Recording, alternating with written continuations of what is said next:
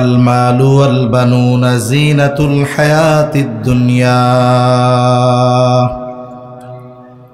আল্লাহ তাআলা বলেন, মাল সন্তান এটা হলো দুনিয়ার অলংকার।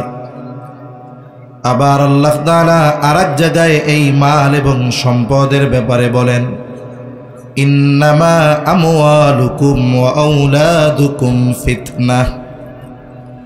আল্লাহ তাআলা বলেন, মাল সন্তান এগুলো হলো ফিতনা, এগুলো হলো পরীক্ষা। বলে একই বস্তু এটা নেয়ামত, আবার একই বস্তু এটা পরীক্ষা কেমনে হয়ে দাঁড়ায়? বলে যখন কোনো বস্তুকে আল্লাহ তাআলা নেয়ামত বলে অভিহিত করেন, ওই নেয়ামতের যখন যথাযথ ব্যবহার না করা হয়, ওই নেয়ামতটা তার জন্য পরীক্ষা হয়ে দাঁড়ায়। অনেক সময় ওই নেয়ামতটা তার শাস্তির কারণ হয়ে দাঁড়ায়। এই জন্য আল্লাহ প্রদত্ত যত নেয়ামত আছে, সব ধরনের নেয়ামতের সদাচরণ আমাদের করা দরকার। অনুরূপভাবে আল্লাহ তাআলা সন্তান নামক নেয়ামত যাদের দিয়েছেন, এই সন্তান নামক নেয়ামতেরও যথাযথ কদর করা দরকার। নিজে যেমন জাহান্নাম থেকে বাঁচার দরকার, অনুরূপভাবে অধীনস্থ যারা আছে এদেরকেও জাহান্নাম থেকে বাঁচানোর চেষ্টা করা দরকার। কেন? বলে আমার অধীনস্থ যারা আছে এদের ব্যাপারেও কিয়ামতের দিন আল্লাহ তাআলা আমাকে আপনাকে জিজ্ঞাসা করবে।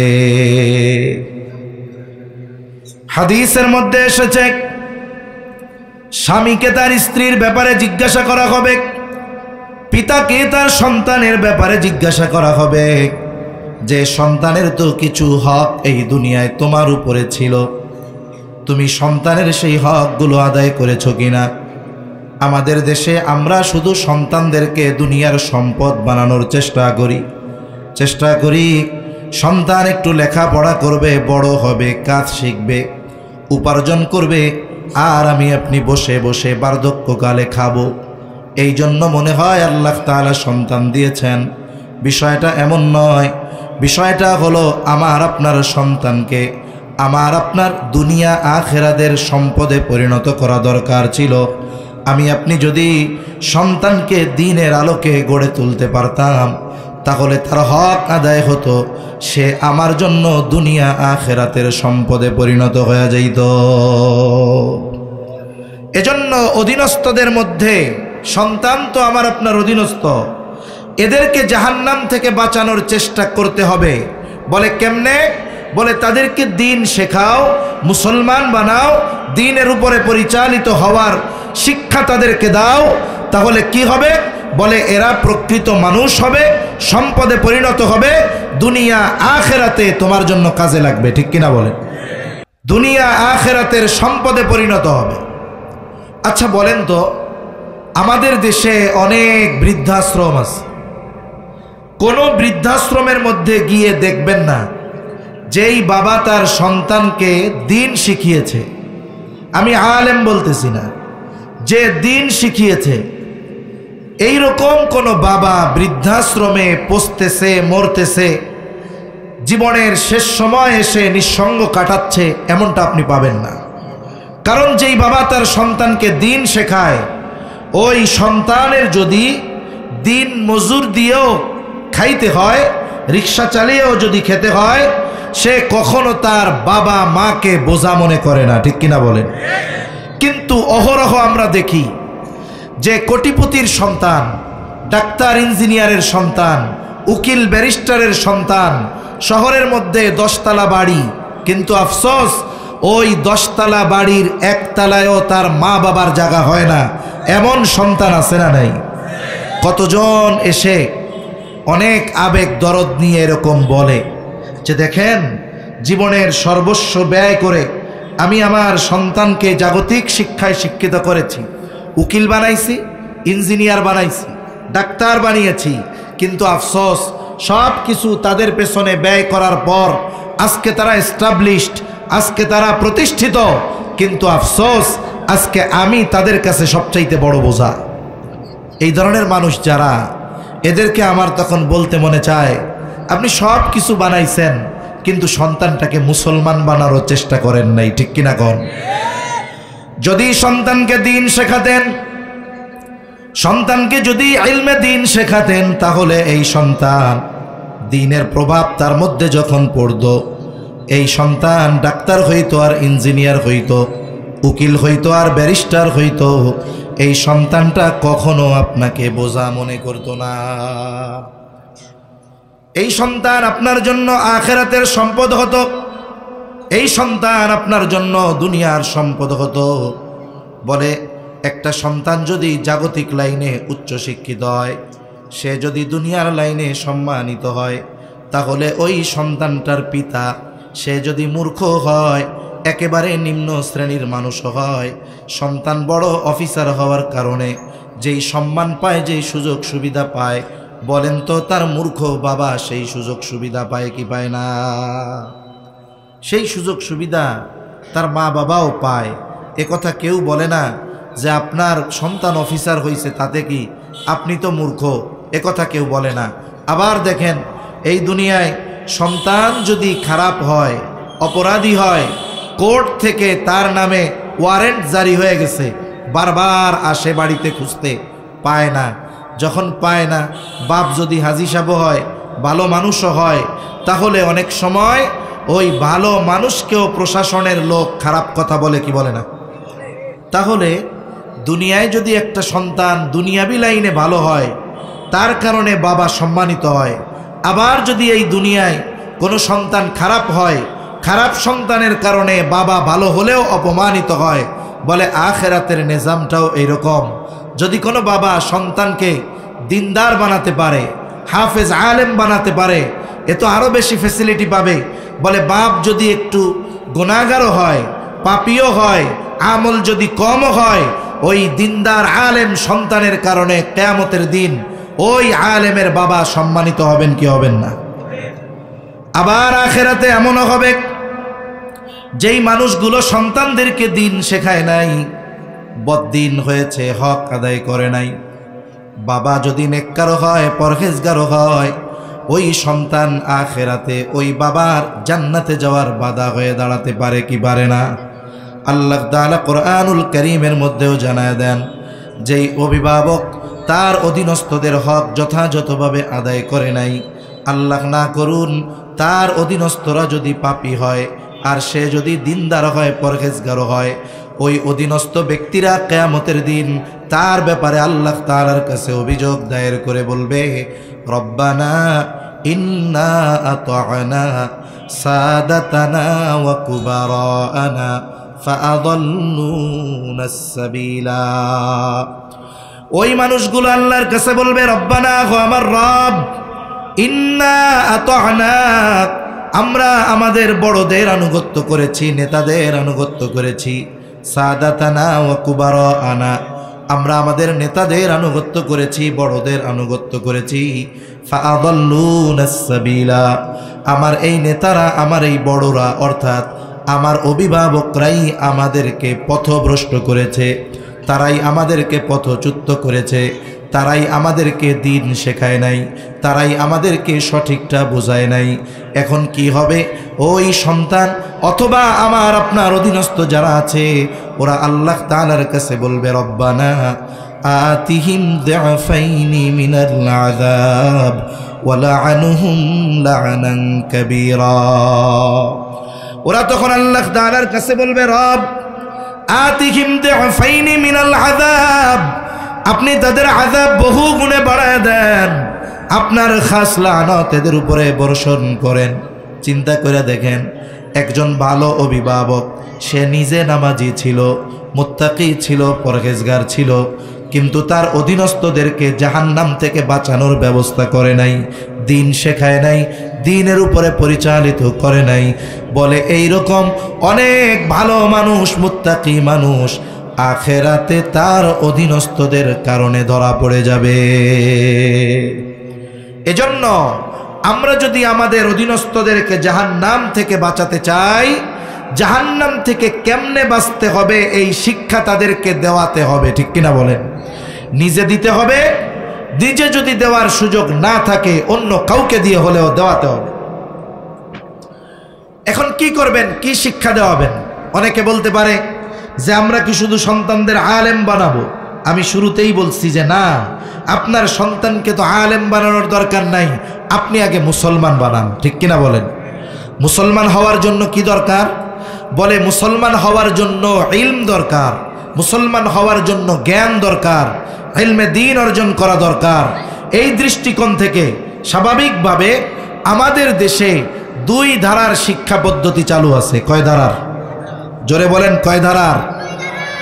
এক নাম্বার, যেটাকে স্বাভাবিকভাবে আমরা জাগতিক শিক্ষা বলি, স্কুল কলেজ ভার্সিটির শিক্ষা বলি, জাগতিক শিক্ষা বলি বা সাধারণ শিক্ষা বলি। বলে এই ধারার শিক্ষা, পাঠ্যপুস্তক, পাঠ্য প্রণয়ন এটা করেছে কারা? বলে এটা মানুষের দ্বারা রচিত, মানুষের দ্বারা রচিত সিলেবাস, মানুষের দ্বারা রচিত বই, এগুলো যেখানে পড়ানো হয় আমরা সেটাকে বলি সাধারণ শিক্ষা বা জেনারেল শিক্ষা। দ্বিতীয় ধারার শিক্ষা বলে এটা হলো দ্বীনি শিক্ষা। একটা জিনিস মানুষ বোঝে না, বলার সময় অনেক সময় বলে দুনিয়াবি শিক্ষা আর পরকালীন শিক্ষা।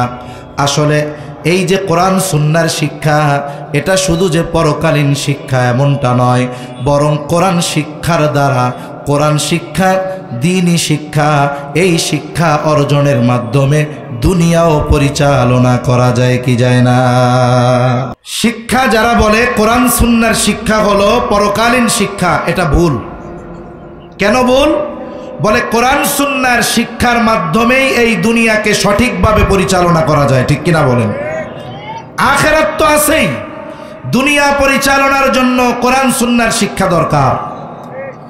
তাহলে সাধারণ শিক্ষা আর দ্বীনি শিক্ষা, বলে সাধারণ শিক্ষার সিলেবাস প্রণয়ন করেছে সাধারণ মানুষ, আর দ্বীনি শিক্ষার সিলেবাস প্রণয়ন এটা দুনিয়ার কোনো মানুষ করে নাই। বলে দ্বীনি শিক্ষার সিলেবাস প্রণয়ন করেছেন আল্লাহ আর তার নবী মুহাম্মাদুর রাসূলুল্লাহ সাল্লাল্লাহু আলাইহি ওয়াসাল্লাম। জেনারেল শিক্ষার দুইটা দিক। কয়টা দিক? জোরে বলেন। একটা হলো উপকারী দিক আর একটা হলো অনুপকারী দিক। আপনি আপনার সন্তানকে শুধু জেনারেল শিক্ষায় শিক্ষিত করতেছেন, এর মধ্যে কিছু উপকারী বিষয় আছে, কিছু অনুপকারী বিষয় আছে। যেমন আগে অনুপকারী বিষয়গুলো বলি। দেখবেন আমাদের দেশ সহ গোটা পৃথিবীতে জাগতিক শিক্ষা থেকে ইসলামকে, দ্বীনকে, ধর্মকে তুলে দেওয়ার অপচেষ্টা চলতেছে কি চলতেছে না? সারা পৃথিবীতে চাচ্ছে জাগতিক শিক্ষার মধ্যে নাস্তিক্যবাদকে ঢুকায় দিতে। জাগতিক শিক্ষার মধ্যে আমাদের দেশেও বিগত সময় কত ষড়যন্ত্র জাগতিক শিক্ষার মধ্যে ঢুকায় দিছে। বলে কি ঢুকায় দিছে? এমন এমন কিছু কথা, এমন এমন কিছু বিষয় আমাদের সন্তানদের পাঠ্যপুস্তকের মধ্যে ঢুকায় দেওয়া হয়েছে, যার দ্বারা, যেই শিক্ষা গ্রহণ করার দ্বারা, ওই শিক্ষা বিশ্বাস করার দ্বারা আমার আপনার সন্তানেরা যে বেঈমান হতো, বদ্দিন হতো, এ ব্যাপারে কোনো সন্দেহ ছিল না। কি নিয়ে জানি আমরা কিছুদিন আন্দোলন করলাম, আমাদের পাঠ্যপুস্তকে কি ঢুকাইছিল কন্ত? ট্রান্সজেন্ডার। ট্রান্সজেন্ডার এই যে বিষয়টা, ওই সময় তো অনেক আলোচনা আপনাদের মধ্যে হয়েছে, আপনারা শুনেছেন। হিজড়া আর ট্রান্সজেন্ডার, ট্রান্সজেন্ডার শব্দের অর্থ করতো ওরা হিজড়া। আসলে ট্রান্সজেন্ডার হলো নারী নিজেকে পরিবর্তন কইরা পুরুষ সাজবে, পুরুষ নিজেকে পরিবর্তন করে নারী সাজবে, এবং এটাকে আমাদের সরল মনা শিশুদেরকে পড়িয়ে বিশ্বাস করানোর মাধ্যমে তাদের মধ্যে একটা নীতিগত, নৈতিকতাগত পরিবর্তন এনে এই ধরনের কুফুরি বিষয়গুলোকে তাদের আমলে, কর্মে পরিণত করার অপচেষ্টা এদেশে পাঠ্যপুস্তকের মাধ্যমে হয়েছে কি হয় নাই বলেন? যেমন এখনো পৃথিবীর অনেক দেশে বলে যে মানুষ আসছে বানর থেকে পরিবর্তন হইয়া, বানর থেকে বিবর্তন হতে হতে আস্তে আস্তে মানুষ হয়ে গেছে। কোনো ব্যক্তি যদি এই কথা বিশ্বাস করে মানুষ বানর থেকে বিবর্তনের মাধ্যমে মানুষ হয়েছে, আল্লাহর কসম কোরআনের অনেকগুলো আয়াত সরাসরি অস্বীকার করা হবে।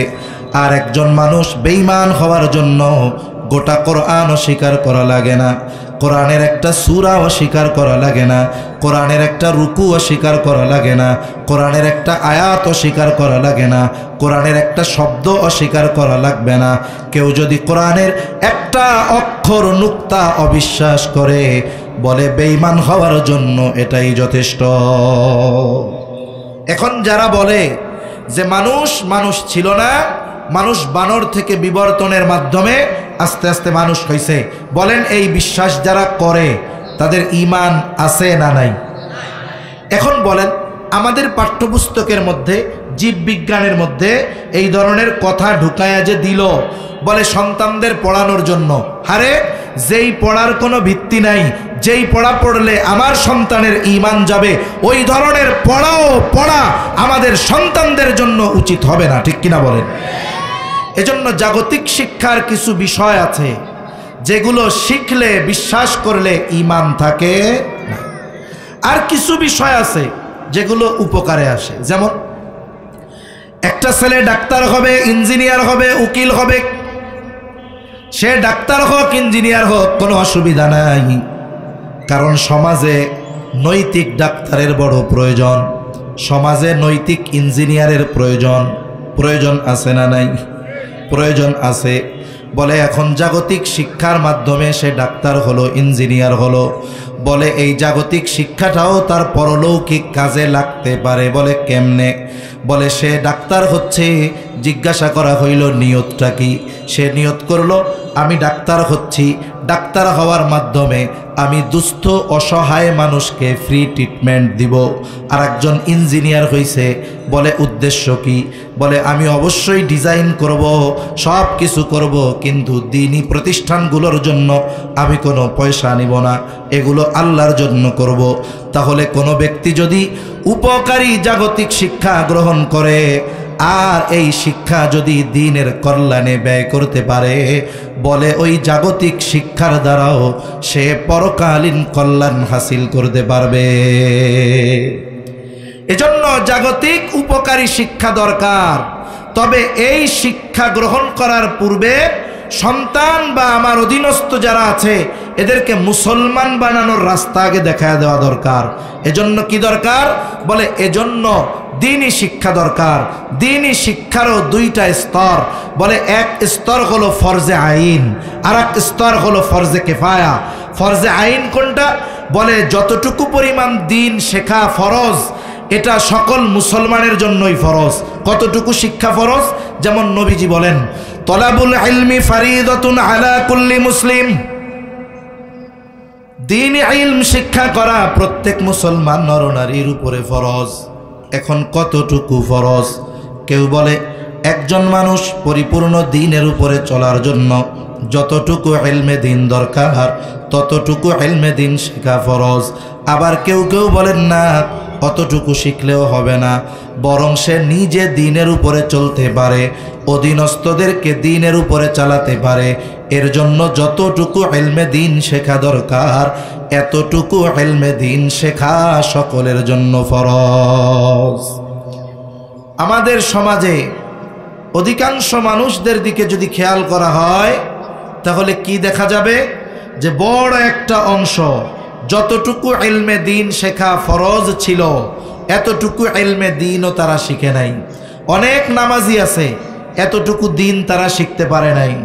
অনেক হাজী সাহেব আছে এতটুকু দ্বীন তার শেখার মতো সুযোগ হয় নাই।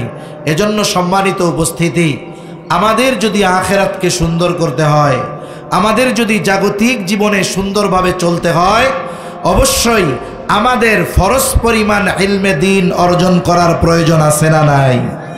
আছে। শিখবেন কোথায়? এখন যারা বড় হয়ে গেছে তাদের তো শেখার জায়গার অভাব।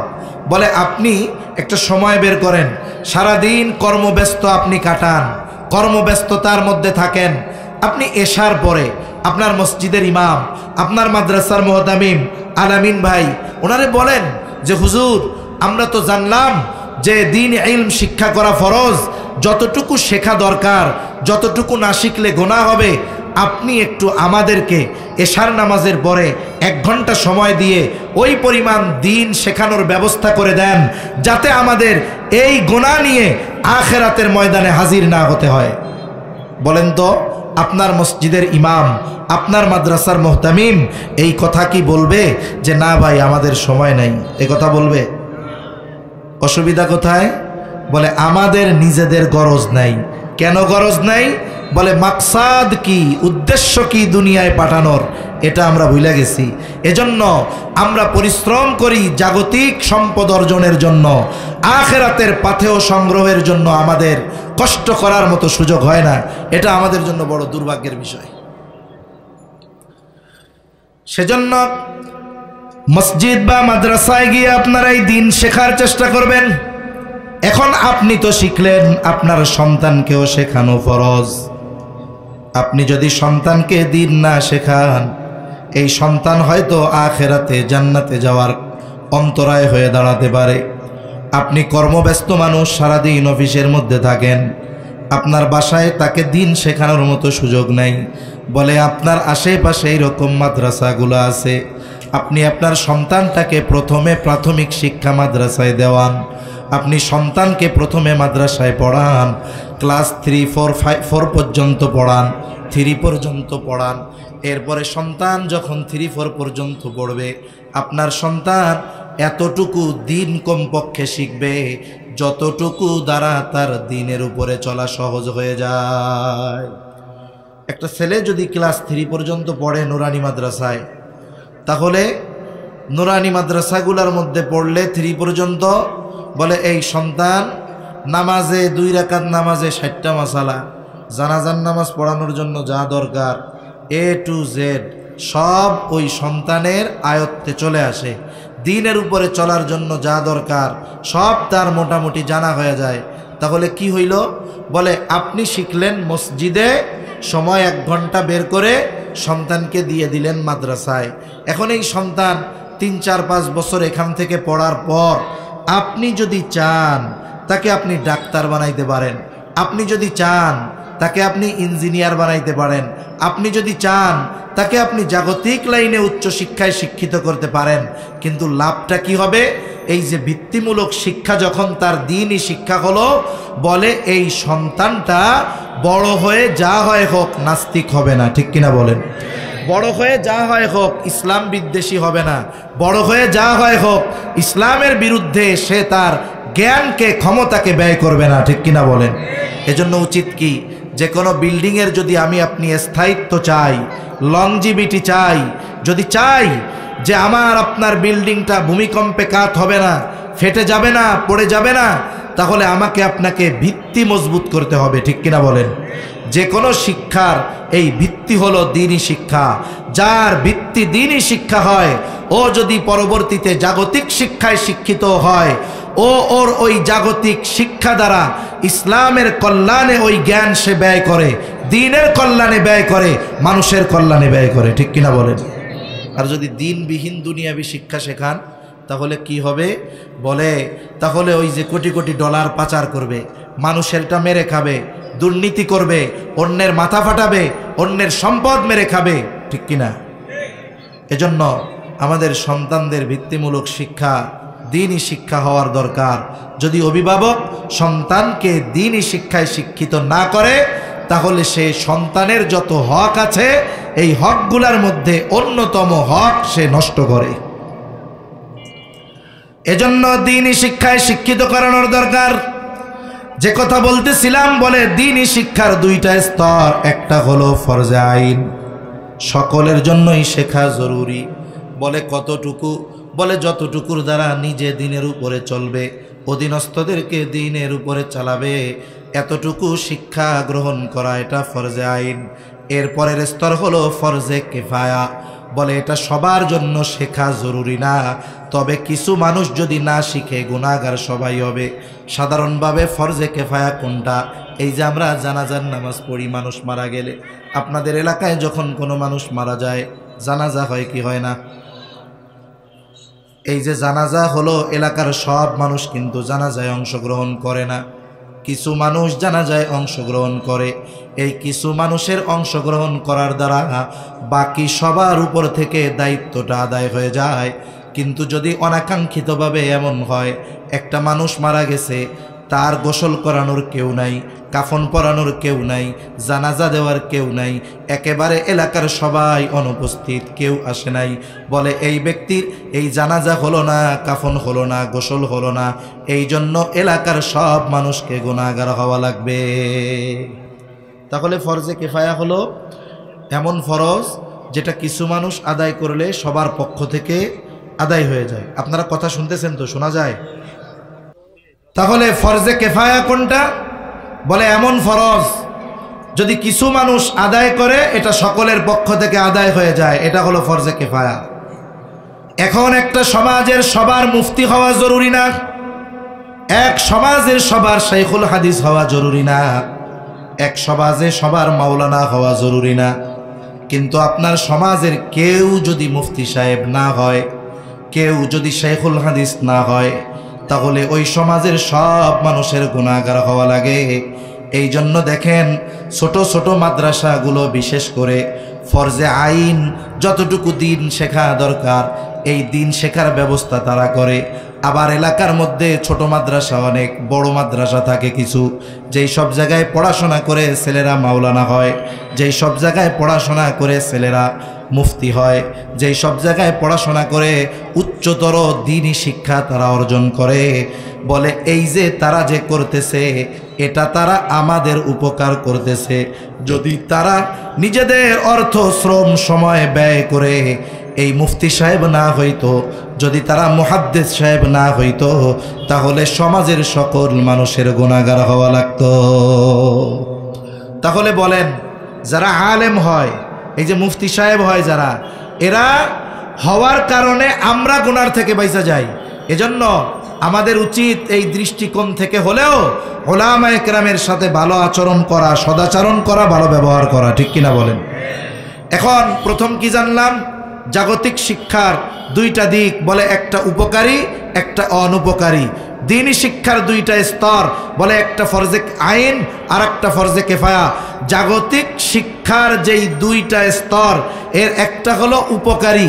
বলে ওই জাগতিক শিক্ষা মানুষের উপকারে লাগে কখন? বলে ওই শিক্ষাকে যখন দ্বীনের রঙে রাঙায় দেওয়া হয় তখন ওই জাগতিক শিক্ষা ওইটার দ্বারাও পরকালীন কল্যাণ অর্জন করা যায়, ঠিক কিনা কন? এখন বলেন ছেলেরা ডাক্তার বানান, ইঞ্জিনিয়ার বানান, উকিল বানান, আর যাই বানান না কেন, প্রাথমিক অবস্থায় দ্বীন শেখানোর দরকার আছে না নাই? জোরে বলেন, দ্বীন শেখানোর দরকার আছে না নাই? আমরা শিখতে পারি নাই যারা, তাদের কথা বাদ, তারা ফরজে আইন পরিমাণ দ্বীন শেখার ব্যবস্থা করতে হবে। কিন্তু অধীনস্থদেরকে চেষ্টা করব যে আমরা আলেম বানানোর জন্য। কেন? বলে সন্তান যদি আলেম হয়, হাফেজ হয়, সন্তানের কারণে কিয়ামতের দিন মা বাবা সম্মানিত হবে ইনশাআল্লাহ। এজন্য সম্মানিত উপস্থিতি, ইলম অর্জন করা এটা খুব গুরুত্বপূর্ণ একটি বিষয়। সাথে সাথে ইলম অর্জন করানো এটাও কিন্তু খুবই জরুরি একটি বিষয়। এই যে দ্বীনি শিক্ষা প্রতিষ্ঠানগুলো, এগুলো হলো ইমানের ক্যাম্পের মতো। এক একটা মাদ্রাসা এক এক এলাকার মানুষের জন্য পরিবর্তনের ধারক বাহক হতে পারে। যেমন একবার অনেক আগে আমি একটা প্রোগ্রামে গিয়েছিলাম, একেবারে বান্দরবনের লামা অনেক ভেতরে, ওইখানে অনেক বাঙালি ভাইয়েরা আছে। তারা বলতেছিল, হুজুর একটা সময় আমরা সন্ধ্যার সাথে সাথে ঘরের মধ্যে ঢুকে যাইতাম আর বের হইতাম পরের দিন সকালবেলায় সূর্য ওঠার পর। ফজরের নামাজ ঘরের মধ্যে আদায় করা লাগতো, মসজিদ বানানোরও কোনো উপায় আমাদের ছিল না। কিন্তু আমাদের এলাকায় দুইটা ক্যাম্প বইছে, একটা সেনাবাহিনীর আর একটা হলো বর্ডার গার্ড বাংলাদেশের। বলে এই দুইটা ক্যাম্পে 50-100 জন সৈন্য আছে। এই দুইটা ক্যাম্প হওয়ার কারণে আমাদের এলাকার মানুষের জানমাল এখন নিরাপদ। বলে রাত 12টা পর্যন্ত যদি বাজারেও থাকি কোনো অসুবিধা নাই। চিন্তা করে দেখেন, একটা ক্যাম্প হওয়ার কারণে যদি একটা মানুষের, এক এলাকার মানুষের জানমাল নিরাপদ হয়ে যায়, তাহলে যদি এই রকম এক একটা মাদ্রাসা হয়, এই মাদ্রাসাগুলো একটা এলাকার মানুষের ঈমান হেফাজতের জন্য সাহায্যকারী হয়ে যায়। এজন্য আমাদের কি উচিত? বলে আমাদের উচিত হলো আমাদের সন্তানদেরকে এই মাদ্রাসাগুলোর মধ্যে দিয়ে, আমাদের সন্তানদেরকে মাদ্রাসায় দিয়ে আমাদের সন্তানকে ইসলামের বা দ্বীনের সৈনিক হিসাবে গড়ে তোলা দরকার। ঠিক কিনা বলেন? দ্বীন শিখলে কোনো মানুষ কখনো অসম্মানিত হয় না। দ্বীন শিখলে মানুষের যোগ্যতা বাড়ে। দ্বীন শেখার মাধ্যমে আল্লাহ সুবহানাহু ওয়া তাআলা মানুষের সম্মান বাড়ায় দেয়, মর্যাদা উত্তীর্ণ করে দেয়। আমরা মনে করি মর্যাদা মনে হয় টাকা পয়সা, ধন দৌলত এগুলোর মধ্যে, কিন্তু আল্লাহ সুবহানাহু ওয়া তাআলা কোরআনুল কারীমের মধ্যে জানায় দেন দ্বীন শিক্ষার ফজিলত আল্লাহ তাআলা বর্ণনা করে বলেন, কি বলেন? ইয়ারফাইল্লাহুল্লাযীনা আমানু মিনকুম ওয়াল্লাযীনা উতুল ইলমা দারাজাত। আল্লাহ তাআলা কাদের মর্যাদাকে সমুন্নত করেছেন? আল্লাহ তাআলা বলেন তোমাদের মধ্যে যারা ঈমান এনেছে এবং যাদেরকে ইলমে দ্বীন তথা ইলম দান করা হয়েছে, আল্লাহ সুবহানাহু ওয়া তাআলা বলেন মর্যাদার দিক দিয়ে তারা অনেক উচ্চ অবস্থানে। ইলমের কারণে মানুষের মর্যাদা বাড়ে। কেমনে বাড়ে? উদাহরণ দিলে বুঝতে সহজ হবে। মনে করেন এদেশের একজন যে কোনো এক বাহিনীর প্রধান, তার অনেক সম্মান। সেনাবাহিনীর যিনি প্রধান অনেক সম্মান না? বিমান বাহিনীর প্রধান অনেক সম্মান না? কিন্তু ওনার সম্মান যত হোক, উনি যখন চাকরি থেকে অবসর নেবেন, চাকরি থেকে যখন অবসরে চলে যাবেন, বলেন তো চাকরি করাকালীন সময় তার যেই সম্মান ছিল, চাকরি থেকে অবসরে যাওয়ার পরে তার কি সেই সম্মান আর মর্যাদা আর থাকবে? কোনো ভ্যালু নাই তার। কিন্তু এই বাংলাদেশের অনেক আলেমদের দ্বারা উদাহরণ দেওয়া যাবে। এই আলেমরা যত বৃদ্ধ হয় তাদের মর্যাদা সম্মান তত আরো বাড়তে থাকে। ঠিক কিনা বলেন? যত বুড়া হয়, দাড়ি যত পাকে, আর সম্মান তত বাড়ে। আহমদ শফী সাহেব রহমাতুল্লাহি আলাইহি বুড়াকালে আইসা আল্লাহ তাআলা তার আকাশচুম্বী জনপ্রিয়তা তাকে দান করেছেন। মানুষের মধ্যে তার মর্যাদা কত। এইরকম ভাবে যারা ইলম অর্জন করে এদের বয়সের সাথে সাথে আল্লাহ সুবহানাহু ওয়া তাআলা এদের মর্যাদা আরো বাড়ায় দেয়, দুনিয়ায়ও বাড়ায়, বলে আখিরাতেও বাড়ায় দেয়। সুবহানাল্লাহ। আরেকটা বিষয়, ইলম সবাই অর্জন করতে পারে না। আল্লাহ তাআলা যাকে কবুল করে সেই পারে, তবে বান্দা চেষ্টা করতে পারে। এখন যদি কেউ এই চিন্তা করে বসে থাকে আল্লাহ যদি কবুল করে তাহলে তো হবে, যা হয় হবে, আমি বসে থাকি, বিষয়টা এমন নয়। বরং বান্দার কাজ চেষ্টা করা। বান্দা যদি চেষ্টা করে, তৌফিক দেওয়ার মালিক কে? এজন্য রাসূলুল্লাহ সাল্লাল্লাহু আলাইহি ওয়াসাল্লাম বলেন, মান ইউরিদিল্লাহু বিহি খায়রান ইউফাক্কিহু ফিদ্দীন। বাস্তবতা হলো আল্লাহ সুবহানাহু ওয়া তাআলা যার কল্যাণ চান তাকেই দ্বীনের বুঝ দান করেন। আর দ্বীনের প্রকৃত বুঝ সাধারণ মানুষ সহজে বুঝতে পারে না।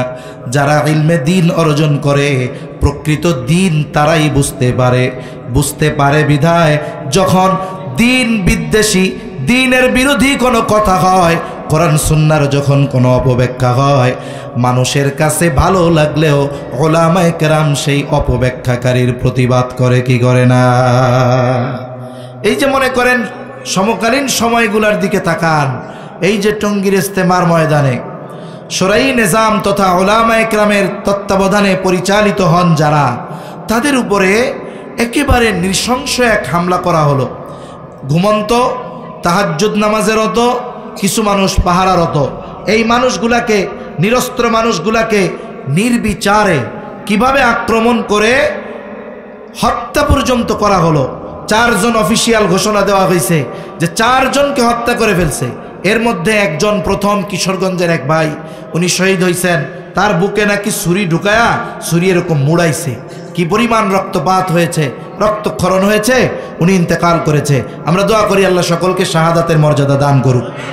এই যে দেখেন, যেই মানুষগুলো গিয়ে এদের উপরে আক্রমণ করেছে, এই মানুষগুলো কোরআন সুন্নাহর অপব্যাখ্যাকারী এক ব্যক্তির অনুসরণকারী। এ মানুষগুলো এখন দেখেন, মানুষ অপব্যাখ্যা বুঝতে পারে নাই বিধায়ী তো তার অনুসরণ করছে। ঠিক কিনা? এই আওয়াম, সাধারণ মানুষ এরা যদি বুঝতো যে ওই ব্যক্তির এই বক্তব্যগুলো অসত্য, এগুলো বিকৃত বক্তব্য, এগুলো সঠিক বক্তব্য নয়, তাহলে কিন্তু সাধারণ মানুষ তার অনুসরণ করতো না। কিন্তু এই মানুষগুলো না বোঝার কারণে, তার চটকদার মজার মজার কথায় আকৃষ্ট হয়ে তার অনুসরণ করে কোরআন সুন্নাহর আলোকে ওই অপব্যাখ্যাকারীর বিরুদ্ধে যারা প্রতিবাদ করেছে তাদের গায়ে হাত তুলতে, হত্যা করতে তারা দ্বিধাবোধ করে নাই। তাহলে বোঝা গেল কি, দ্বীনের সঠিক বুঝটা এটা উলামায়ে কেরাম বুঝে, আর উলামায়ে কেরাম দ্বীনের সঠিক বুঝটা আমাদেরকে জানায়। আমাদের কাজ কি? বলে তাদের থেকে এই বুঝ, এই জ্ঞান গ্রহণ করে তাদের পরামর্শের আলোকে পথ চলা, এটা ছিল আমাদের কাজ। এজন্য মনে রাখতে হবে, উম্মতকে যদি পথচ্যুত করতে হয় তাহলে সবচাইতে বড় কাজ হলো আলেমদের থেকে সাধারণ মানুষকে বিচ্ছিন্ন করে দেওয়া। তাহলে কি হবে? বলে আলেম থেকে যদি বিচ্ছিন্ন হয়ে যায়, এই মানুষগুলো অন্ধের মতো হয়ে যাবে। এদেরকে তখন দ্বীনের ব্যাপারে যাই বলা হবে ওরা মনে করবে এটাই সঠিক, আর দেখা যাবে এই মানুষগুলোকে ব্যবহার করে দ্বীনকে বিকৃত করার জন্য একদল মানুষ উঠে পড়ে লেগে যাবে। ঠিক কিনা বলেন? এজন্য আল্লাহ তাআলা আলেমদেরকেই দ্বীনের সঠিক বুঝ দেন। এজন্যই যখন কোথাও কোনো অপব্যাখ্যা হয় তখন উলামায়ে কেরাম প্রতিবাদ করেন। জীবন যদি দিতে হয় জীবন দেন, ত্যাগ স্বীকার করতে হলে ত্যাগ স্বীকার করেন। এখন আসেন, আপনি যদি ইলম শেখার জন্য বের হন, আপনার সন্তানকে যদি আপনি ইলম শিক্ষার জন্য বের করেন, তাহলে কি হবে? আরে আমার পোলা যদি ভালো হয়, ওর ফ্যাসিলিটি তো আমিও পাবো, ও যদি জান্নাতের পথের পথিক হয়, ও আমারে না নিয়ে যাবে না। এজন্য আপনাদের সুযোগ হয় নাই, সন্তানদেরকে দ্বীন শেখার জন্য দিয়ে দেন। কি হবে? নবীজি বলেন মান সালাকা তারিকান ইয়ালতামিসু ফীহি ইলমা সাখালাল্লাহু লাহু বিহি তারিকান ইলাল জান্নাহ। নবীজি সাল্লাল্লাহু আলাইহি ওয়াসাল্লাম বলেন, যেই ব্যক্তি ইলম অর্জনের জন্য পথ অবলম্বন করে, কোনো পথে চলে, বলে এই যে ইলম অর্জনের জন্য পথ চলল, এর দ্বারা তার ফজিলত কি? নবীজি সাল্লাল্লাহু আলাইহি ওয়াসাল্লাম বলেন, সাখালাল্লাহু লাহু বিহি তারিকান ইলাল জান্নাহ, এর বদৌলতে আল্লাহ রাব্বুল আলামিন তার জন্য জান্নাতের পথকে সহজ করে দেয়। কোনো বাবা চায় না তার সন্তানের ক্ষতি হোক, সব বাপ তার সন্তানের কল্যাণ চায়, উপকার চায়। আমিও চাই আমার সন্তানের জন্য জান্নাতের পথ সঠিক সহজ হয়ে যাক। এই জন্যই তো আমি আমার সন্তানকে দ্বীন শেখাবো। আমরা আমাদের সন্তানকে দ্বীন শেখাবো কেন? বলে যাতে করে আমার সন্তানের জন্য জান্নাতের পথ সহজ হয়ে যায়। ঠিক কিনা বলেন? এই ইলম অর্জন করা এটা খুব গুরুত্বপূর্ণ বিষয়। আল্লাহ তাআলাও তো বললেন, ইলমের কারণে আল্লাহ তাআলা মর্যাদা বাড়ায়া দেয়। এখন আসেন, এই ইলম শিখলে এত ফজিলত, এখন অভিভাবক যে তার তো শেখার সুযোগ নাই, সে যদি শেখায় তাইলে তার সওয়াব আছে না নাই? দ্বীন শুধু শেখা ফজিলতময় তা না, দ্বীন শেখানো ফজিলত। সুবহানাল্লাহ বলেন। এক নাম্বার, এই দ্বীন শেখানো ফজিলত এটা কয়েকভাবে হতে পারে। বলে এক নাম্বার, অভিভাবক হিসাবে হতে পারে। আপনি অভিভাবক, আপনার সন্তানকে আপনি দ্বীন শেখালেন। এই দ্বীন শেখানোর দ্বারা কি হবে? বলে সন্তান যদি দ্বীনদার হয়, আলেম হয়, আপনি তার কারণে দুনিয়ায়ও সম্মানিত হবেন, আখেরাতেও আপনি সম্মানিত হবেন। দুই নাম্বার, দ্বীন শেখানো ফজিলত, বলে এটা শিক্ষক হিসাবে হতে পারে। এই যে মাদ্রাসার যারা শিক্ষক কোরআন শিখায়, এদের মর্যাদা কত জানেন? নবীজি সাল্লাল্লাহু আলাইহি ওয়াসাল্লাম বলেন, খায়রুকুম মান তাআল্লামাল কুরআন ওয়া আল্লামা। নবীজি সাল্লাল্লাহু আলাইহি ওয়াসাল্লাম বলেন, খায়রুকুম মান তাআল্লামাল কুরআন ওয়া আল্লামা, তোমাদের মধ্যে সর্বোত্তম ওই ব্যক্তি যে কোরআন শিখায় এবং কোরআন শিক্ষা করে। এই মাদ্রাসার শিক্ষক, এরা যারা দ্বীন শেখায়, কোরআন শেখায়, এদের মর্যাদা আমরা হয়তো দিতে পারি না ঠিক, কিন্তু এদের মর্যাদার ঘোষণা নবীজি দিয়ে গিয়েছেন যে মানুষের মধ্যে সর্বশ্রেষ্ঠ মানুষ হলো তারা যারা এই কোরআন শিখে আর যারা কোরআন শিখায়। আপনি যদি আপনার সন্তানকে সর্বোত্তম মানুষদের অন্তর্ভুক্ত করতে চান, তাহলে আপনাকে দ্বীন শেখানোর ব্যবস্থা করতে হবে সন্তানের জন্য। আবার যদি কেউ যদি দিন শেখায়, বলে দিন শেখায় যারা, ওস্তাদ যারা আছে, এরাও মানুষের মধ্যে সর্বোত্তম মানুষ। এজন্য মাদ্রাসায় যারা পড়ায়, ওস্তাদ, শিক্ষক, এদেরকে আমাদের সরকার সর্বোচ্চ সম্মান করা দরকার। আলেমদেরকে সম্মান করা দরকার, হাফেজদেরকে সম্মান করা দরকার। কেন? বলে এরা নবীর ভাষায় এই পৃথিবীর সর্বোত্তম মানুষ। তাহলে দিন শেখানোর ফজিলত, দিন শেখানো কয়েকভাবে হতে পারে। একটা হলো অভিভাবক হিসাবে সন্তানকে শেখার জন্য দিল, আর একটা হলো শিক্ষক হিসাবে। এখন একজনের সন্তান নাই, সে নিজেও শিক্ষক না, এখন সে এই ফজিলত অর্জন করবে কেমনে? বলে সে অর্জন করবে এই যে যারা দিন শিখতেছে এদেরকে সাহায্য করার মাধ্যমে। যারা দিন শেখার ব্যবস্থা করে দেয় এরাও সাহায্যকারী। এই যে মাদ্রাসায় যারা সহযোগিতা করে এরা দিন শেখান, এই দিনের সহযোগী। যারা টাকা পয়সা দেয়, যারা সন্তান দিচ্ছে, জায়গা দিচ্ছে, জমি দিচ্ছে, পরামর্শ দিচ্ছে, বলে এই সমস্ত মানুষগুলো হলো এই দিনের সহযোগী। আমাদেরও উচিত, যদি আমরা পারি, যদি আমাদের সন্তান না থাকে, আমাদের দিন শেখানোর মতো সুযোগ না থাকে, আমাদের উচিত যে আমাদের এই দিনের সহযোগীদের তালিকায়ও হলে আমাদের থাকা দরকার। এখন আসেন, এই যে কোনো দিনই কাজে যদি কেউ সহযোগিতা করে, আল্লাহ সুবহানাহু ওয়া তাআলা এই ব্যাপারে বলেন, ওয়া তাআওয়ানু আলাল বিররি ওয়াত তাকওয়া। আল্লাহ তাআলা প্রতিযোগিতা করার কথা বলেছেন কিসের মধ্যে? আল্লাহ সুবহানাহু ওয়া তাআলা বলেন, তোমরা সৎকর্ম ও তাকওয়ার কাজে একে অপরের সাথে প্রতিযোগিতা করো। কিন্তু আমাদের প্রতিযোগিতা সৎকর্মের মধ্যে না, আমাদের সৎকর্ম দ্বীনি সহযোগিতার মধ্যে না।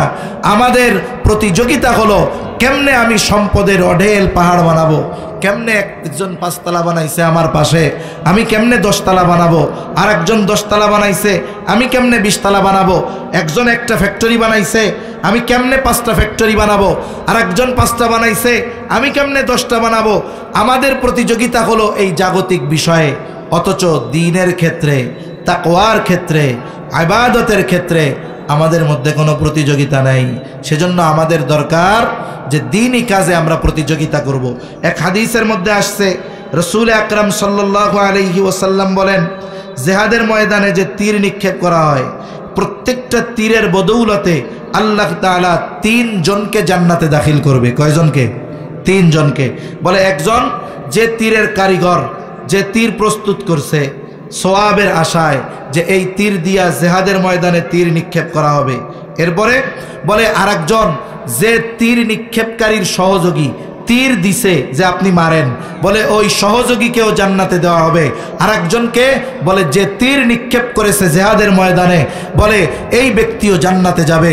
তাহলে দেখুন, ভালো কাজ করছে একজন, তীর নিক্ষেপ করেছে একজন, কিন্তু বানানেওয়ালা, সাহায্য করনেওয়ালা, বহন করনেওয়ালা তারাও তাদের সমপরিমাণ সওয়াব পেয়ে গেল। এখন আপনি এই প্রতিষ্ঠানগুলোর জন্য যদি সহযোগী হন, আপনার সন্তান নাই, অন্যভাবে সহযোগিতা করার সুযোগ নাই, আপনি অর্থ দিয়ে কিছু সহযোগিতা করতেছেন, কিছু পরামর্শ দিয়ে সহযোগিতা করতেছেন, তাহলে আপনিও এই দ্বীনের কাজের সহযোগী। মনে রাখতে হবে, আমরা কখনো দ্বীন বিদ্বেষী হব না, দ্বীনের সহযোগী হব। দিন বিদ্বেষী হব না, উলামা বিদ্বেষী হব না, আলেম বিদ্বেষী হব না। আল্লামা ইবনুল কাইয়ুম জাওয়াজিয়া রহমাতুল্লাহি আলাইহি বলেন যে যারা অন্তরে উলামা একরামের প্রতি বিদ্বেষ লালন করে, সে যত বড় আবেদ হোক না কেন, জীবনের একটি সময় হয়তো তাকে ঈমানহীন হয়ে, লাঞ্ছিত হয়ে, অপমানিত হয়ে এই পৃথিবী থেকে তাকে বিদায় নেওয়া লাগতে পারে। ঠিক কিনা বলেন? এজন্য সম্মানিত উপস্থিতি, দুনিয়ার পরিবর্তন খুব দ্রুততার সাথে ঘটতেছে। এই দ্বীনি মাহফিল, দ্বীনি প্রতিষ্ঠান, এগুলো আমাদের জন্য একটা নেয়ামত। এই নেয়ামতের যথাযথ কদর করা চাই। আল্লামা তকি উসমানী দামাত বারকাতুহুমুল আলিয়া, ওনার বিশ্ব ভ্রমণ কাহিনী আছে। উনি একটা দেশের ব্যাপারে লিখছেন যে ওই দেশের ইতিহাস থেকে জানা যায় একটা সময় ওই দেশটা 100% মুসলমান অধিবাসী ছিল, তারা সবাই মুসলমান ছিল। ওইখানে দ্বীনের কাজ করা সহজ ছিল, কিন্তু মানুষগুলো এই নেয়ামতের কদর করতে পারে নাই। দ্বীন থেকে বের হয়ে গেছে, দ্বীনি মজলিসগুলো থেকে বের হয়ে গেছে, মাদ্রাসাগুলোর ব্যাপারে উদাসীন হয়ে গেছে, মসজিদের ব্যাপারে উদাসীন হয়ে গেছে, দ্বীনি মজমার ব্যাপারে উদাসীন হয়ে গেছে। আস্তে আস্তে কি হলো, আল্লাহ তাআলা এই নেয়ামত তাদের থেকে ছিনায় নিলেন। পরিস্থিতি একটা সময় এমন হয়েছে যে মানুষ প্রকাশ্যে কোরআন শিখতে পারে নাই, সন্তানদের কোরআন শেখানোর জন্য ঘরের মধ্যে গর্ত করছে, ঘরের মধ্যে গর্ত করেছে, উপরে ঢাকনা দিয়ে দিয়েছে যাতে আওয়াজ সহজে বের না হয়। বলে এই রকম কঠোর নিরাপত্তার মধ্যে তাদের দিন শেখা লেগেছে, কোরআন শেখা লেগেছে। অথচ দেখুন ওই দেশটা এক সময় 100% মুসলমান বসবাস করত, দ্বীনের আবহাওয়া ছিল, কিন্তু মানুষগুলো এই সুযোগ থাকার পরেও দ্বীনি কাজে শামিল না হয়ে দ্বীনের ব্যাপারে গাফেল যখন হয়েছে, আল্লাহ তাআলা তাদের থেকে এই নেয়ামত তুলে নিয়েছে। একটা সময় ঘরে গর্ত বানায় কোরআন শিখা লাগছে। এজন্য আমাদের এই দেশ ওলামা একরামের দেশ, ওলিয়া উলিয়াদের দেশ, বুজুর্গদের দেশ, সৎ মানুষের দেশ, ইসলামপন্থীদের দেশ। আমরা যদি আমাদেরকে কোরআনের পথে পরিচালিত না করি, সন্তানদেরকে যদি দিন শেখাই, এই মসজিদ মাদ্রাসা এগুলোর ব্যাপারে যদি সর্বোচ্চ আন্তরিক না হই, এগুলোকে যদি গুরুত্ব না দেই, দিনী মজমাগুলোকে যদি গুরুত্ব না দেই, তাহলে কি হবে? আস্তে আস্তে এক সময় আল্লাহ না করুক ওই দেশের মতেও আমাদের থেকে আল্লাহ তাআলা এই নিয়ামত উঠায় নিয়ে যাবে। এখন প্রকাশ্যে কোরআন শিক্ষার কত ব্যবস্থাপনা আছে, মসজিদে মাদ্রাসায় একটা সময় দেখা যাবে প্রকাশ্যে শেখা যাবে না, ঘরে গর্ত করে কোরআন শেখা লাগবে। বলেন তো ওই রকম পরিস্থিতি হোক আমরা কি কেউ চাই? জোরে বলেন, আমরা কি কেউ চাই? এটা আমরা কেউ চাই না। আমাদের এজন্য আমাদের মূল লক্ষ্য ঠিক রাখতে হবে যে আমাদের মূল লক্ষ্য কি? এই দুনিয়া থেকে জান্নাতের পাথেয় সংগ্রহ করা, দুনিয়া থেকে জান্নাতের সামান সংগ্রহ করা। এজন্য আমরা দ্বীনের সাথে সম্পৃক্ত থাকব, নিজেরা নিজেদেরকে ঈমান তো এনেছি, নেক আমলের মাধ্যমে আল্লাহর হুকুম আহকাম মেনে চলার মাধ্যমে জাহান্নাম থেকে বাঁচার জন্য নিজেদের তৈরি করব। সাথে সাথে অধীনস্থদের জন্য দিন শেখানোর ব্যবস্থা করে তাদেরকেও মুসলমানে পরিণত করব, এর দ্বারা তারাও জাহান্নাম থেকে বাঁচবে। তাহলে কি হবে? বলে দুনিয়াও সুন্দর, আখিরাতও সুন্দর। আল্লাহ সুবহানাহু ওয়া তাআলা আমাদের সবাইকে কথাগুলো বুঝবার তৌফিক দান করেন, আমিন। ওয়া আখিরু দাওয়ানা আনিল হামদুলিল্লাহি রাব্বিল আলামিন। আসসালামু আলাইকুম ওয়া রাহমাতুল্লাহ।